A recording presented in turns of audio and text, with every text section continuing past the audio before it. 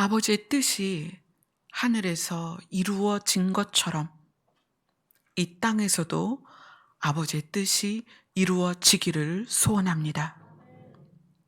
하나님의 백성이 하나님의 나라에 현재 있는 것처럼 이 땅에 있는 하나님의 사랑하는 백성들이 장차 도래할 그 하나님의 나라에 다 갈 수 있도록 인도하여 주시옵소서.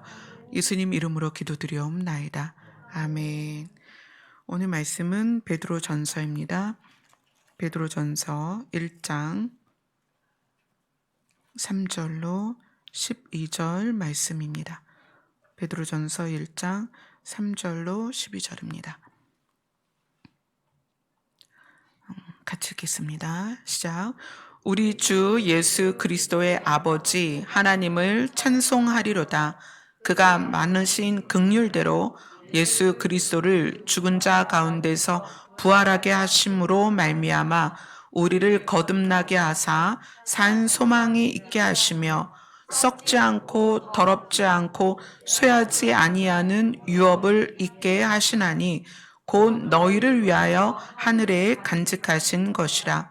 너희는 말세에 나타나기로 예비하신 구원을 얻기 위하여 믿음으로 말미암아 하나님의 능력으로 보호하심을 받았느니라.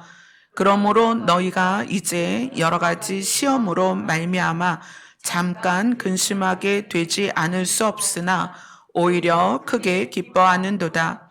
너희 믿음의 확실함은 불로 연단하여도 없어질 금보다 더 귀하여 예수 그리스도께서 나타나실 때에 칭찬과 영광과 존귀를 얻게 할 것이니라. 예수를 너희가 보지 못하였으나 사랑하는도다. 이제도 보지 못하나 믿고 말할 수 없는 영광스러운 즐거움으로 기뻐하니 믿음의 결국 곧 영혼의 구원을 받음이라.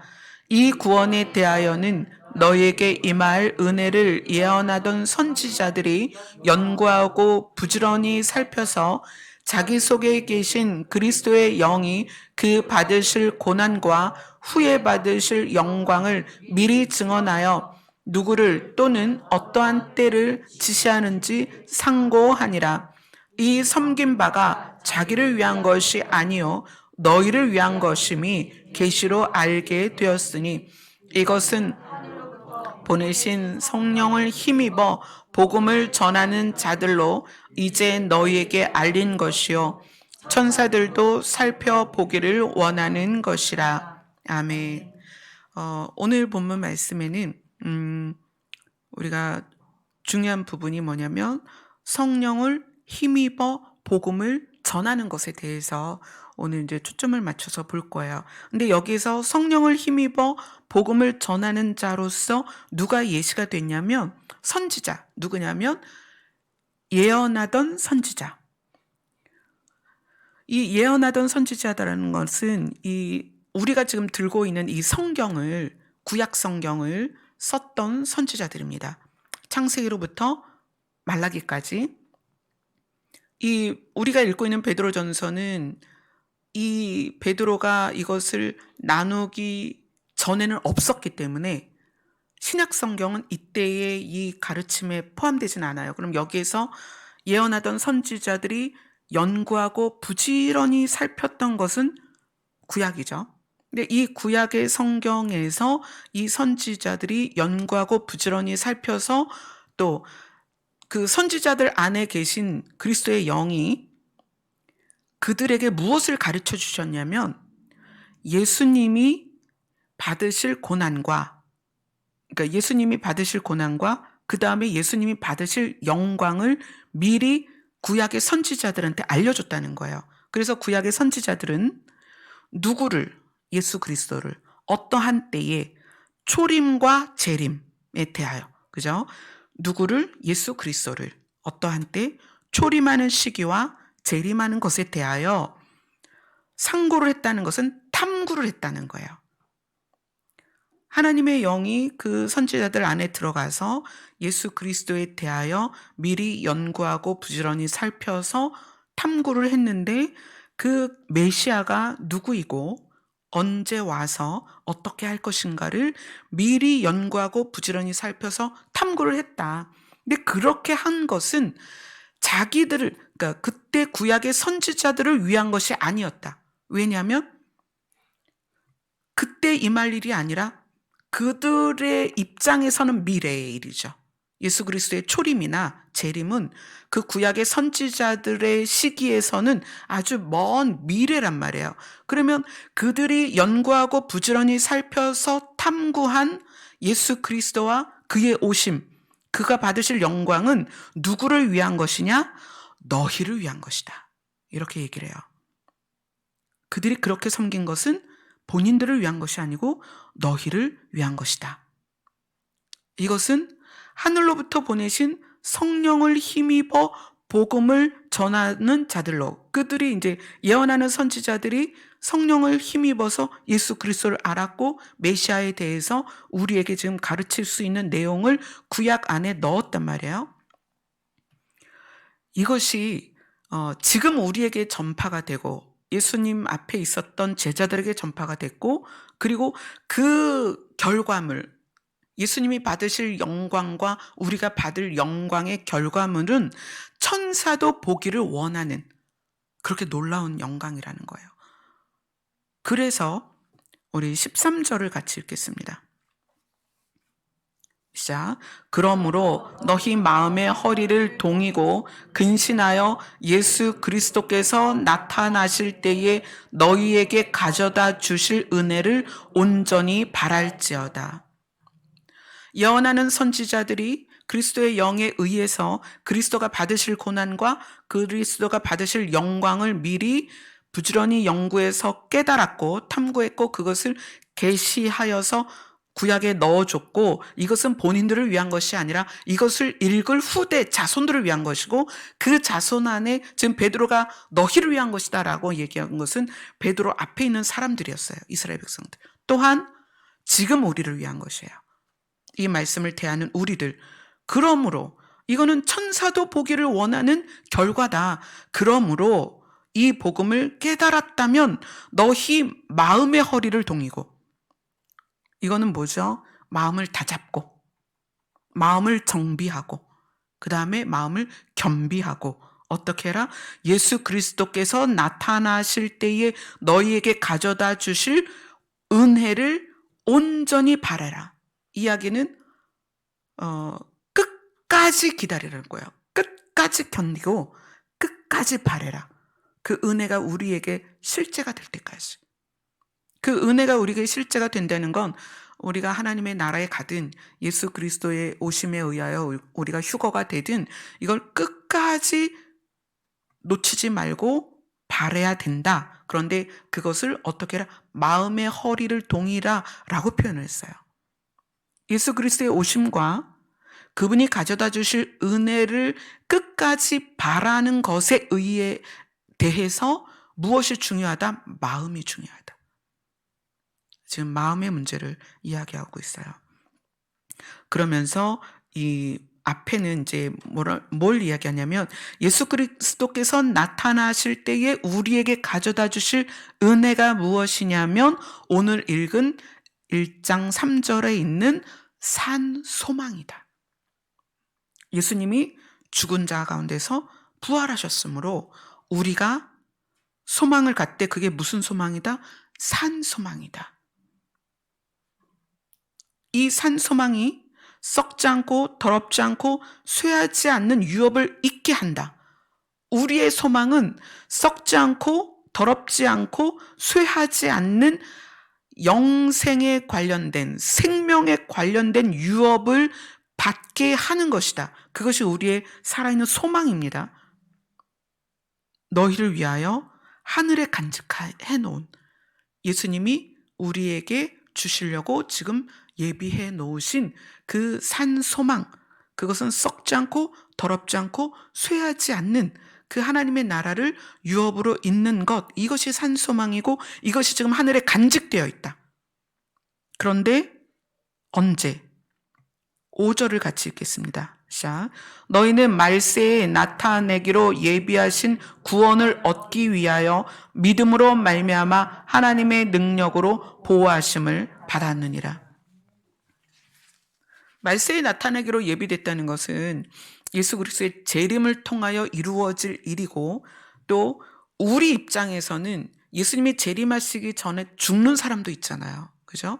예수 그리스도가 나타나시기 전에 죽는 사람들은 이 썩지 않고 더럽지 않고 쇠하지 않는 유업을 믿음으로 얻습니다. 그죠? 그러나 예수님이 실제로 재림하실 때에는 우리가 믿음으로 그것을 실제로 경험하게 되죠. 하지만 예수님이 재림하시는 시점보다 먼저 죽는 사람은 믿음으로 그 유업을 잊게 되는 거예요. 그것에 대하여 우리가 기뻐해야 되는데, 자, 너희가 이제 여러 가지 시험으로 말미암아 잠깐 근심하게 되지 않을 수 없다. 우리의 삶이 그렇잖아요. 지금 팬데믹으로 인해서 말도 안 되는, 마치 교회가 바이러스의 온상지처럼 근원처럼 여겨지고, 교회조차도 바이러스 때문에 백신에 우리의 신뢰를 걸어야 하는 그런 때를 살고 있죠. 교회조차도 백신 맞지 않으면 들어오지 마라. 성가대원도 백신 맞지 않으면 하지 마라. 백신 맞은 사람 어디, 백신 안 맞은 사람은 다른 곳에, 예배의 장소까지 분리하는 때예요. 백신 때문에 우리의 믿음 생활조차도 신뢰를 하나님이 아닌 백신에 걸어야 하는 이 말도 안 되는 세상을 우리가 지금 살고 있단 말이에요. 그러나 너희가 잠깐 근심하지 않을 수는 없지만, 그러나 기뻐해라. 너희 믿음의 확실함은 이거는 믿음이 확실한 사람에게 주는 기쁨이에요. 믿음이 확실하면 예수 그리스도께서 나타나실 때에 칭찬과 영광과 존귀를 얻게 할 것이다. 아멘. 무엇이? 믿음의 확실함이. 무엇에 대한 믿음? 하나님의 나라를 우리에게 유업으로 주실 것이고, 예수 그리스도께서 죽음을 이기시고 부활하신 것처럼 우리가 어떤 상황에서도, 어떤 연단과 어떤 어려움이 있어도 우리를 반드시 살리실 것에 대한 확실한 믿음, 이것이 있다면 너희는 기뻐하게 될 거다. 근심할 수밖에 없죠. 이런 질문을 받았어요. 이런 어떤 코로나 상황에서 두렵다. 사람들 만나는 것도 두렵고, 음식점에 가는 것도 두렵고, 다중시설에 가는 것도 두렵다. 내가 믿음이 없는 거냐? 자, 예수 그리스도의 다시 오심과 하나님의 나라를 향한 소망이 있어요. 그런데 그 팬데믹이라는 상황은 우리가 육으로 경험하는 상황이잖아요. 그러니까 육이 두렵지 않을 수는 없다는 거예요. 특히 기저질환이 있거나 몸이 연약한 사람이 코로나에 걸리면, 요즘 뭐 중증으로 이제 돌아가시는 분들도 많고, 또 백신도 그래요.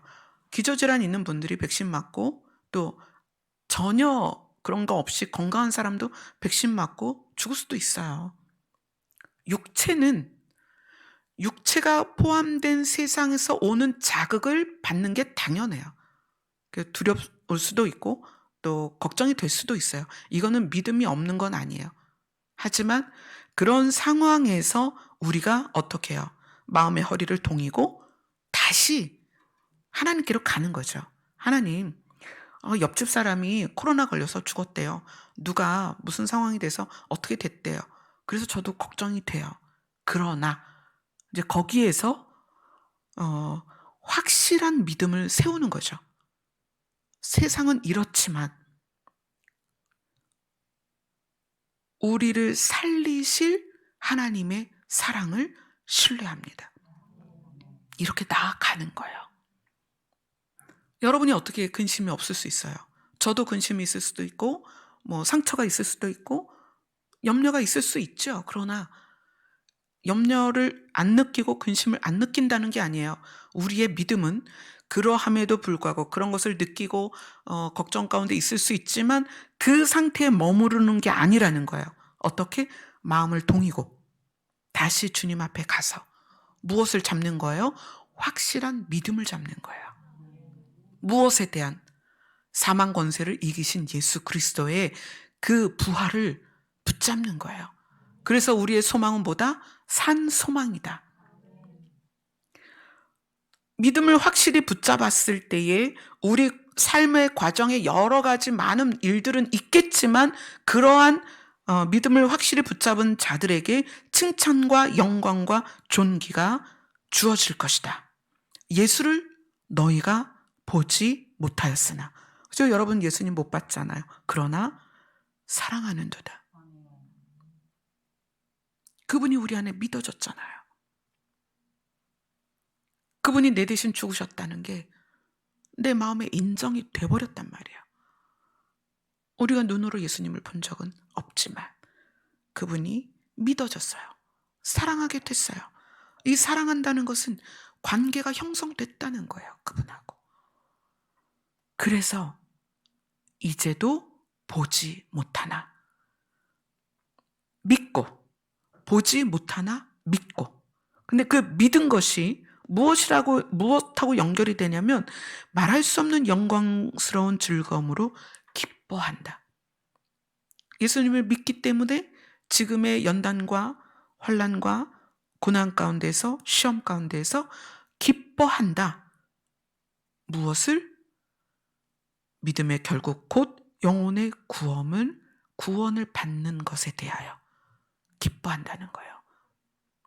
그래서 우리에게 말씀하신 너희는 항상 기뻐하라는 것이 삶의 문제로 기뻐할 일들이 생길 거라는 의미가 아니라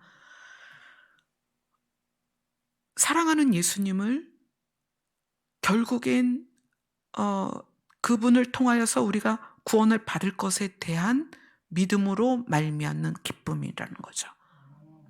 그것이 우리 안에 있다는 거예요.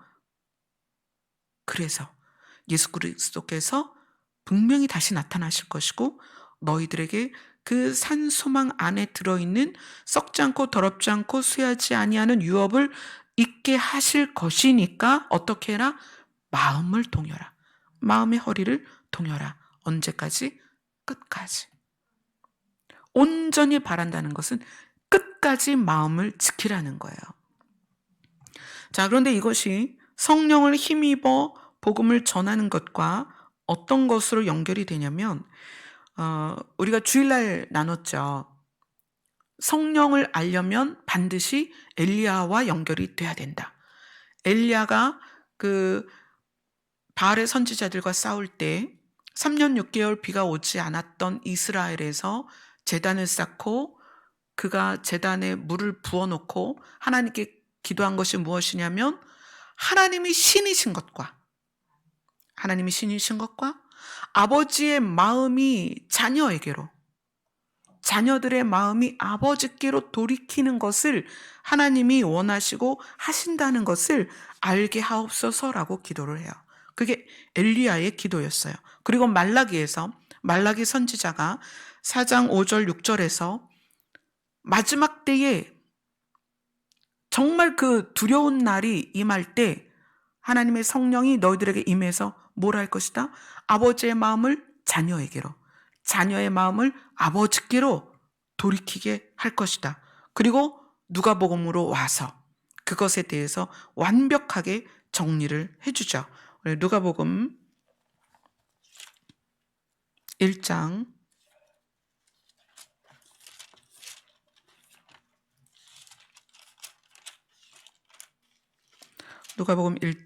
13절부터 17절입니다. 같이 읽겠습니다. 시작. 천사가 그에게 이르되 사가랴여 무서워하지 말라. 너의 간구함이 들린지라. 내 아내 엘리사벳이 네게 아들을 낳아주리니 그 이름을 요한이라고 하라. 너도 기뻐하고 즐거워할 것이요 많은 사람도 그의 태어남을 기뻐하리니 이는 그가 주 앞에 큰 자가 되며 포도주나 독한 술을 마시지 아니하며 모태로부터 성령의 충만함을 받아 이스라엘 자손을 주 곧 그들의 하나님께로 많이 돌아오게 하겠음이라. 그가 또 엘리야의 심령과 능력으로 주 앞에 먼저 와서 아버지의 마음을 자식에게 거스르는 자를 의인의 슬기에 돌아오게 하고 주를 위하여 세운 백성을 준비하리라. 예수 그리스도가 오시는 그 시기를 앞둔 우리에게 주를 위하여 세운 백성, 주 앞에 설 백성들을 준비시키는데 그 준비가 뭐냐면 우리의 마음이 아버지께로 가야 되는 거예요. 우리의 마음이. 성령은 우리의 마음을 바꾸십니다. 그래서 오늘 제목처럼 성령을 힘입어 복음을 전한다는 것은 신약과 구약이 좀 달라요. 구약에서 성령을 힘입어 복음을 전하는 자들은 계시를 연구하고 탐구해서 메시아와 메시아의 오심을 밝혀내는 거예요. 그래서 구약의 선지자들은 그 일에 집중이 됐습니다. 그래서 창세기로부터 말라기까지 구약의 모든 성경은 오실 메시아와 그분의 오실 때에 대한 걸로 귀결이 돼요. 그때 선지자들은 그랬다는 거예요. 성령을 힘입어서 구약의 계시를, 구약의 말씀을 전한 선지자들은 메시아와 메시아의 오심, 이 세상의 마지막을 전했다는 거예요. 그러면 예수님이 오신 시점에서 재림하실 시점까지의 성령을 힘입어 복음을 전하는 자는 누구여야 되느냐는 거예요. 우리가 말씀을 통해서 성령이 하시는 일, 무엇을 하세요? 예수님이 누군지 알게 하고 하나님이 신이신 것을 알게 했던 것처럼 예수님이 누구신지 알게 하고 그 다음에 예수님이 하신 말씀을 우리에게 가르쳐서 우리가 그것을 깨닫게 하신다는 거예요. 그래서 신약 시대와 지금 이 시대까지 예수 그리스도의 재림이 있기까지 성령을 힘입어 복음을 전하는 자는 성령이 우리 그 복음을 전하는 자 안에 와서 무엇을 하냐면 예수 그리스도를 알게 하고 예수 그리스도의 계획과 예수 그리스도의 나라에 대해서 알려준다는 거예요. 그리고 마음을 아버지께로 향하게 한다는 거예요. 마음을. 방향성이기도 하지만 마음을 하나님께로 향한다는 것은 방향성이기도 하지만 질이 바뀐다는 거예요. 그것에 대해서 예를 들어 드릴게요. 자, 이거는 이제 제가 테이블 위에다가 제 책상에 놓고 늘 먹는 목캔디가 들어있어요. 제가 목이 안 좋아서 이게 청인 유쾌한이라는 목캔디를 여기다 넣어서 제 테이블에 놔두고 말씀을 준비하거나 또는 이제 상담을 많이 하다 보면 이제 목이 아프니까 하나씩 입에 물고 있거든요. 트로키예요. 근데 이게 우리 각자라고 생각한다면 구원이라는 것은 요 상태의 우리, 그러니까 요 안엔 미움, 시기, 질투, 상처, 뭐 자기 주장 또는 자기 지식, 경험 다 들어있죠. 이 안에. 그러니까 우리 안에 다 들어있어요. 요 상태에서 예수 그리스도께로 가는 거예요. 구원을 받았다는 것은 이 안에 있는 거를 다 쏟아버리고 간다는 게 아니에요. 구원을 받는다는 것은 요 상태로 가는 거예요. 예수 그리스도에게로. 그리고 내 안의 모든 문제를 예수님의 피로 덮어서 하나님은 거룩한 분인데 우리가 하나님의 자녀가 되려면 너희가 거룩함이 없이는 아버지를 볼 수 없다. 그러니까 우리 안에는 여전히 있잖아요. 여전히 있는데 예수님이 이렇게 싸주신 거예요. 예수님의 생명사계로 우리를 쌌어요. 그래서 이 상태로 하나님께 연합이 됐어요. 그래서 우리는 이제 하나님을 아버지라고 불러요. 그죠? 그러면 예수님이 말씀하시는 내가 네 안에, 너가 내 안에, 그 얘기는 우리는 지금 예수님 안으로 쌓여서 생명사계로 싸서 이 안에 더러움이 가려진 상태로 구원을 받았는데, 그 다음에 예수님이 우리 안에 무엇을 하시냐면 우리 안에 들어오셔서 이 안에 있는 거를 하나하나 해결해 주신다는 거예요. 네가 이런 상처가 있구나. 네가 이런 어려움이 있구나. 너에게 이런 미움이 있었구나. 너 안에 이런 두려움이 있었구나. 넌 이런 문제로 인해서 그렇게 자존감이 낮았구나. 이거를 예수님이 들어오셔서 이 안의 문제들을 하나하나 해결해 주신다는 거예요. 그래서 결국에 이렇게 생명사계로 쌓임을 받아서 처음에 구원을 받았을 때에는 이 안의 문제들이 자꾸 드러나요. 썩은 냄새가 나기도 하고, 그죠? 뚜껑이 열리면 분노도 나오고, 그죠? 많은 일들이 있어요. 그러나 성령께서 이 안에, 우리 안에 들어오셔서 예수님의 말씀을 생각나게 하시는 거예요. 예수님이 우리를 얼마나 사랑하시는지, 예수님이 우리를 어떻게 치유하시는지 말씀을 통해서 우리를 다듬어 주시고 또 다독이시고 위로하시고 치유하세요. 그래서 어느 날 내 안에 이 문제들이 하나하나 해결이 되는 거예요. 그럼 이제 이게 다 없어졌죠? 그러면 이 안에 뭐가 있는 거예요, 이제? 예수님만 있는 거죠. 그러면 어떻게 돼요? 예수님의 생명사계에 쌓여서 이제 뭐가 나오겠어요? 예수님의 향기가 나온단 말이에요. 예수로 옷 입고, 그죠? 예수로 옷 입고 예수로 향기가 나요. 그런데 그렇게 되기까지 시간이 걸린다는 거예요. 어떤 사람은 이게 다 안 되고도 그냥 하나님 나라 갈 수 있습니다. 구원의 조건은 이 안에 뭐가 있냐가 아니에요. 구원의 조건은 예수의 생명사계로 쌓였느냐가 구원의 조건이에요. 우리는 구원받은 시점부터 구원이 실제가 되는 그 시점까지 내 안에 계신 예수님으로 인하여 내가 변화되어 가는 거예요. 그러다가 하나님 나라 가는 거예요. 그래서 우리는 공동체 안에서 사람을 대할 때 그 사람 안에 뭐가 있냐를 보면 안 된다는 거예요. 그것은 성령께서 그분 안에서 역사하실 거예요. 그래서 시간이 되면 그 안에 있던 것들이 하나하나 해결이 될 거라는 거예요. 그래서 말씀이 누구를 판단하지 마라. 정죄하지 마라. 나도 그렇게 안 한다. 왜? 예수 그리스도의 생명사계에 있어서 예수님이 들어있어서 예수님이 그 안에서 요걸 하나하나쯤 꺼내주고 있거든요. 예수님도 이 사람을 뭐라고 하지 않고 예수님이 꺼내주고 있는데 왜 너희가 서로 미워하고 정죄하고 판단하고 그러니 좀 기다려줘. 그거죠. 기다려줘. 기다려봐. 너가 변했다면 저 사람도 변할 수 있고 네가 성장했다면 저 사람도 성장할 수 있으니까 기다려줘. 그게 하나님의 마음이에요. 그래서 성령을 힘입어 복음을 전하는 자들은 복음을 말로 전하지 않습니다.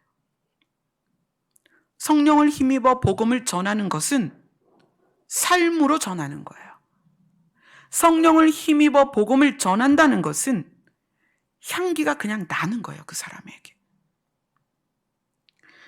가르친다는 건 뭘까요? 내 눈에 보인 것을 교정하려는 거예요. 너 이랬지? 이러지 마.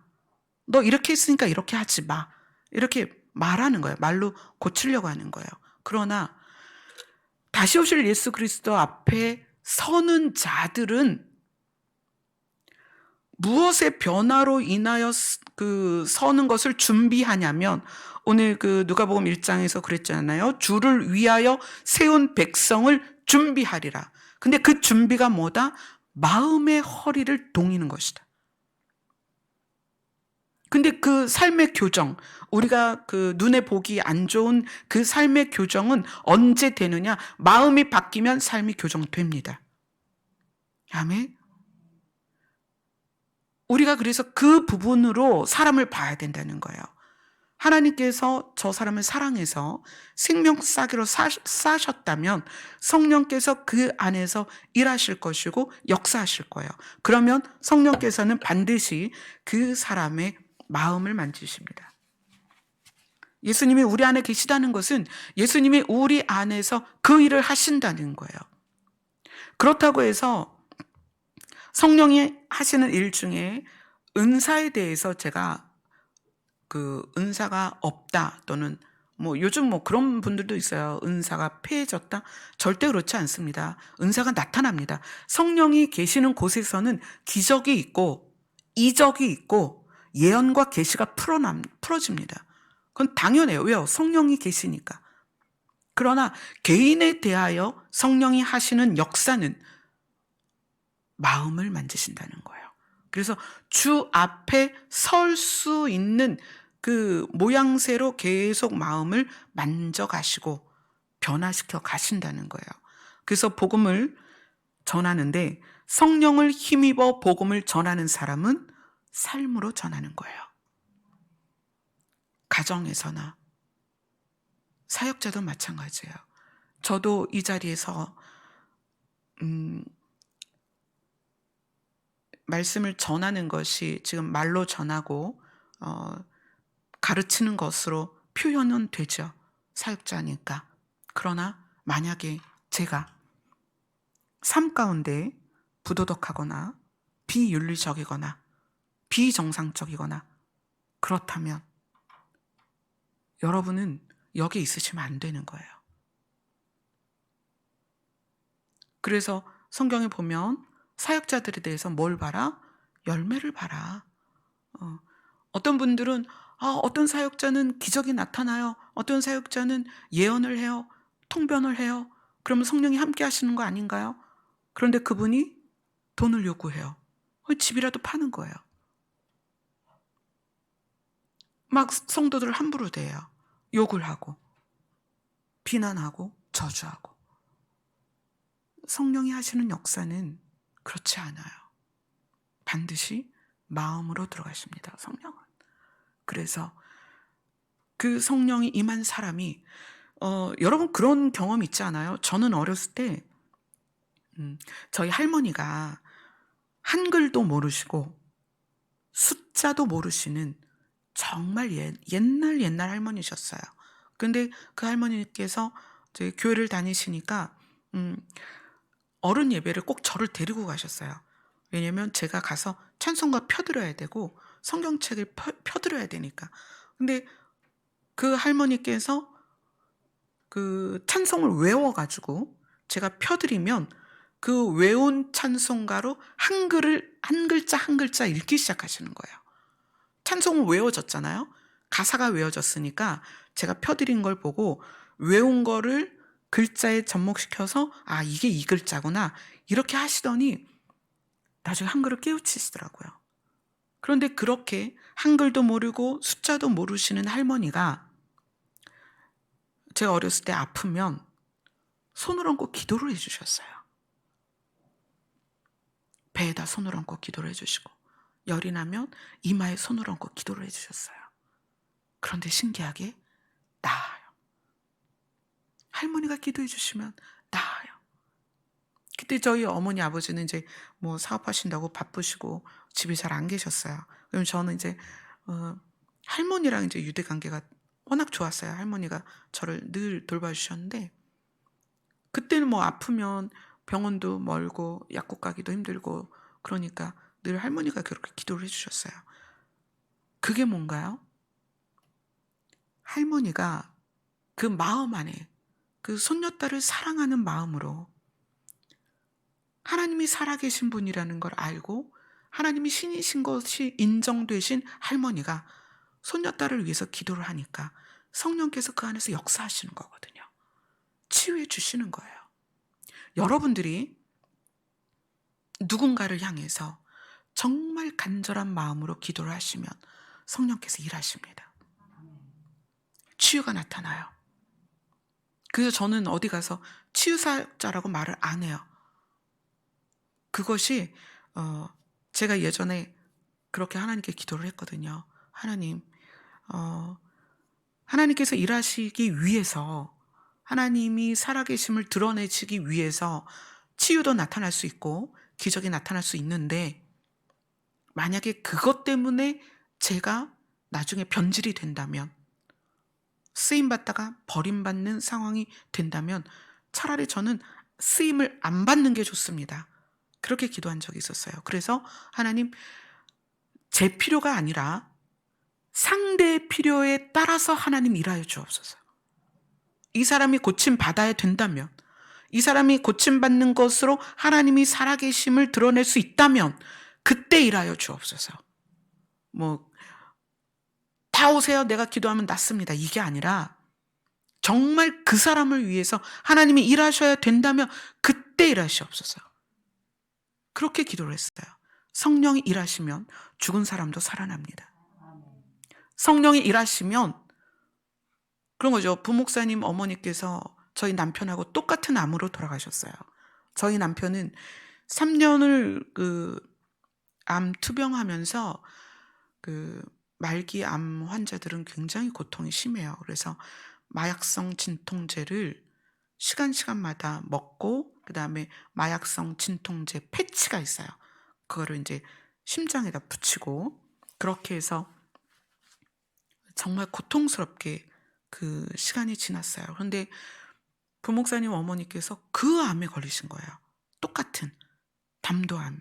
근데 그 담도암 확진을 받는 날 권사님께서 무섭다고 이제 같이 가자고 그러셔서 병원을 동행을 했어요. 병원에서 이제 그 의사 선생님하고 이야기를 하는 가운데 확진을 담도암이다, 말기다. 그때 당시에. 그리고 이제 기대 수명이죠. 얼마 남지 않았다. 이렇게 이야기를 들었어요. 그리고 나왔는데 하나님께서 이제 강력하게 기도를 이렇게 아픈 데다 손을 얹고 기도를 하라고 계속 명령을 하시는 거예요. 근데 로비잖아요. 병원 로비인데 제가 잠깐 망설였어요. 하나님 여기서 해요? 그랬더니 기도를 하라고 그러시는 거예요. 그날 사람도 되게 많고 로비가 복잡했는데 권사님 앉으세요. 하나님께서 기도를 하라고 하세요. 그래서 기도를 하는데 그 치유가 들어갈 때의 그 느낌이 있어요. 저만 느끼는. 근데 그게 나타나는 거예요. 그래서 하나님이 이 암을 고치시나 보다. 저는 그렇게 생각을 했어요. 그랬는데 권사님께서 그리고 나서 그 다음에 1월 26일 날 하나님 나라로 가셨죠. 그러면은 그 치유의 느낌이나 기도하게 하신 건 뭐였을까? 근데 그 과정에서 놀라운 것은 그 권사님께서 돌아가시기 전까지 통증이 없으셨다는 거예요. 진통제 한 번 안 맞고, 진통제 패치 한 번 안 붙이고, 수술도 안 하고 평안하게 집에 계시다가 이제 복수가 차서 복수 빼는 거 정도 왔다 갔다 하시다가 돌아가시기 며칠 전에 병원에 들어가셔서 병원에 계시다가 그 의사들이 연락이 왔어요. 부목사님께 전화하셔서 아니 말기암 환자인데 아프다고를 안 하니까 우리가 그냥 진통제를 놔드릴까요? 그러는 거예요. 근데 사실 진통제는 아파야 놓는 건데 이 의사들이 볼 때도 안 아픈 게 신기한 거예요. 그러니까 돌아가실 때가 되긴 했는데 우리가 돌아가시기 전에 그래도 뭐는 해야 되는데 아프다고 안 하니까 뭐 할 게 없는 거예요. 그러니까 의료진이 진통제를 좀 놔드릴까요? 그래서 목사님이 그럼 그렇게 하시라고 그랬는데 그날 돌아가셨어요. 진통제 한 번 맞고 그냥 돌아가셨어요. 그래서 성령이 하시는 능력은 우리가 상상할 수 없는 많은 부분에서 일을 하세요. 그런데 실제로 성령이 하고 싶은 일은 우리의 마음이 방향을 하나님께로 돌이키는 거예요. 방향성뿐만 아니라 우리의 마음이 바뀌는 거예요. 아멘. 그래서 어떻게 되라? 그리스도의 향기가 되라. 너희가 그리스도인이 되라. 그래서 우리에게 무엇을 조명하시느냐? 이제 구약의 그 선지자가 아니란 말이에요. 우리에게 예수님이 뭐라고 그러셨어요? 너희가 성령으로 능력을 받아서 어떻게 될 거다? 증인이 될 거다. 그런데 우리는 구약의 선지자 같이 누가 메시아고 메시아가 언제 오시고 그때가 어떤 일이 있고 이거를 조명받는 때가 아니라는 거예요. 우리는 주 앞에 서야 될 백성이에요. 그래서 성령이 우리에게 조명하시는 것은 마지막 때 무슨 일이 있고 예수님이 언제 오시고 그게 아니라 우리가 주 앞에 설 수 있는 준비를 시키시는 게 성령의 능력이 하시는 일이에요. 개인에게, 각자에게. 그게 성령이 하고 싶은 일이라는 거예요. 우리의 마음을 누구에게로? 하나님에게로 돌이키는 거. 예수님의 마음으로 우리의 마음이 방향이 바뀌어서 예수님의 마음으로 우리의 마음의 질이 바뀌는 것. 그래야 주님 앞에 서게 될 거 아니에요. 그래서 그 주님 앞에 섰을 때 오늘 본문에서 뭐라고 말씀해요? 칭찬과 영광과 존귀를 얻게 할 것이다. 칭찬은 뭐겠어요? 헌금 많이 해서? 교회에서 일을 많이 해서? 아니에요. 칭찬이 뭐겠어요? 우리의 마음이 아버지께로 돌이킨 것에 대해서 칭찬하신다는 거예요. 너희들의 마음이 바뀌었구나. 너희가 그 어려운 상처를 내려놨구나. 너희들이 너희 안에 예수 그리스도를 통하여서 이렇게 정말 열심히 너희의 마음을 아름답게 가꾸고 왔구나. 그걸 칭찬하신다는 거예요. 그리고 어떤 영광이겠어요? 예수 그리스도와 같은 영광입니다. 썩지 않고 죽지 않는 그런 몸으로 변형이 되는 거예요. 그게 영광입니다. 존귀는 뭘까요? 그러한 우리를 천사들이 찬양을 할 거라는 거예요. 이제 지금은 천사가 우리를 도와요. 지금은 천사가 우리를 위해서 일합니다. 하지만 그 날에는 영광과 칭찬과 영광과 존귀를 얻는 날에는 천사들이 우리를 위해서 기뻐하고 박수치고 환영한다는 거예요. 아멘. 그날이 곧 온다는 거예요. 그렇죠? 우리 모두 여기 있는 분들 모두 50년 후에 우리 다 그곳에 있지 않겠어요? 그죠? 얼마 남지 않았어요. 그래서 얼마 남지 않았기 때문에 우리의 근심을 잠깐 근심하게 되지 않을 수 없으나 기뻐하라는 거예요. 무엇 때문에? 너희가 곧, 그게 이제 오늘 우리가 읽은 베드로전서 1장 9절에 그렇게 나오죠. 믿음의 결국 곧 영혼의 구원을 받음이라. 아멘. 이게 이제 다른 성경에 보면 혼의 구원을 받기 때문에 너희가 기뻐할 수 있다 이렇게 나와요. 그것은 우리의 실체는 생명사계로 이렇게 쌓임을 받았어요. 그런데 우리의 혼은 어디에 지배되어져 있냐면 우리의 경험, 그죠? 우리의 과거, 우리의 지식에 지배되어져 있어요. 우리의 혼이. 그런데 우리의 혼까지 예수 그리스도의 부활에 대한 산소망으로 그 믿음이 확실해지면 우리의 생각조차도 상황과 관계없이 기뻐할 수 있다는 거예요. 그래서 다른 성경은 이것을 영혼의 구원을 받음이라고 말하지 않고 혼의 구원을 받기 때문에 너희가 기뻐할 수 있다 이렇게 표현을 해요. 그러니까 우리의 생각, 우리의 지식, 우리의 그 경험되어진 이런 모든 것들이 확실한 믿음 가운데 있으면 상황과 관계없이 구원 때문에 기뻐할 수 있다는 거예요. 아멘. 그래서 우리 말씀대로 항상 기뻐할 수 있다는 거예요. 어떤 상황에서도. 우리는 누구냐면 이 시대에 주 앞에 서게 될 백성들과 세상을 향하여 성령을 힘입어 복음을 전하는 자들입니다. 아멘. 그런데 이 성령을 힘입어 복음을 전하는 우리는 말로 가르치는 게 아닙니다. 무엇으로? 삶으로 전하는 거예요. 그래서 나의 가족, 친지부터, 내 형제, 자매부터, 내 자녀, 부모부터, 무엇으로? 내 삶의 모습으로. 우리 안에 그냥 향기가 나면 그 향기를 맡을 수밖에 없다는 거예요. 우리가 성령에 대해서 깊이 알면 알수록 어떤 유익이 있냐면 우리의 본질이 바뀌어요. 우리의 본질이 빛에 물들기 시작해요. 그리고 예수 그리스도에게 물들어요. 그것이 겉으로 드러나는 건 시간이 좀 걸립니다. 그러나 반드시 빛은 드러나게 돼 있어요. 아멘. 향기는 퍼지게 돼 있어요. 아멘. 그래서 우리가 늘 예수 그리스도 안에 있는 것과 그분이 내 안에 있는 것을 인식하고 성령께서 나를, 내 마음을 주관하시기를 그렇게 기도를 하셨으면 좋겠습니다.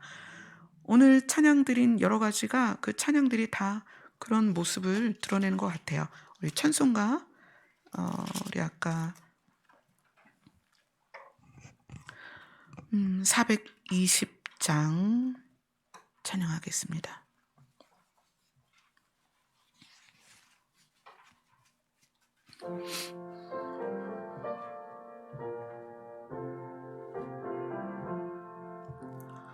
너 성결케 위해 늘 기도하며 너 주 안에 있어 늘 성경 보고 온 형제들 함께 늘 사귀면서 일하기 전마다 너 기도하라. 너 성결케 위해 늘 머리 숙여 은밀히 계신 내 주께 빌라. 주 살면 주 닮으리는 널 보는 이마다 주 생각하리.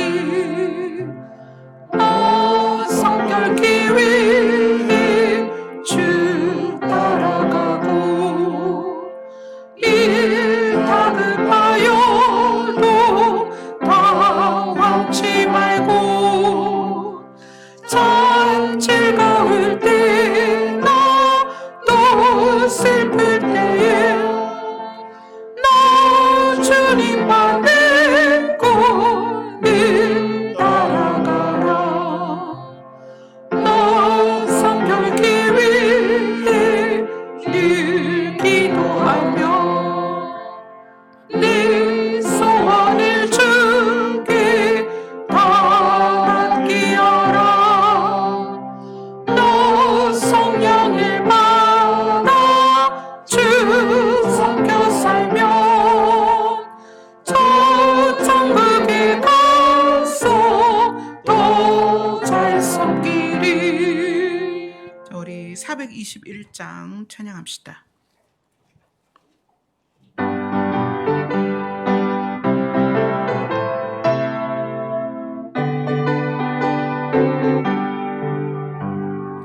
내가 예수 믿고서 죄 사함 받아 나의 몸 다 병인데 지금 내가 가는 길 천국길이요 주의 피로 내 죄가 씻겼네. 나의 모든 것 변하고 그때로 구속받았네. 하나님은 나의 구원이시오네.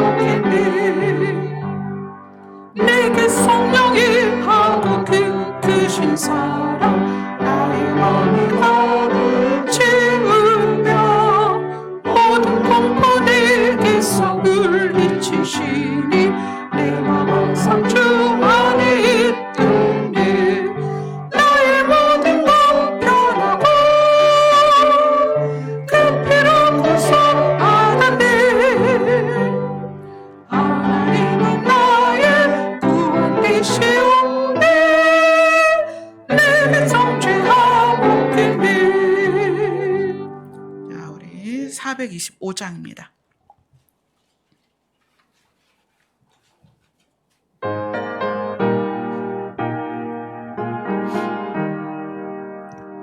주님의 뜻을 이루소서.